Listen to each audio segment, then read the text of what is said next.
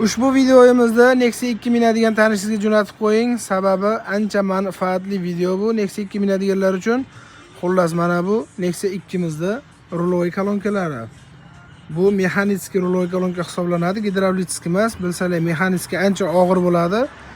Ko'pchilik bizdan so'rashadi, gidravlikka qilib bera olasizmi deb. Mana biz mashina Nexia 2 mizga chiroyli qilib mana bachoylarni qo'yganmiz. Bu yerda nasoslarni qo'yganmiz, remenlari bilan полностью trubkalari plus ruloviy kolonka gidravlitskiy chiroyli qilib ustanovka qilib, как zavodda ishlaydigan holatga olib kelganmiz. Mana rezultatini ko'rsataman hozir. Zavod qilingchi. Buning rolda. Mana chiroyli qilib, yumshoq qilib ustanovkalarni chiroyli qilib bitirdik akalar.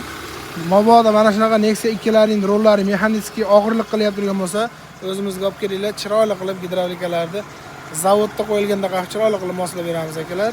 Manzilimiz Farg'ona viloyati Rishton tumanida. Pastda nomerlarni qoldiraman.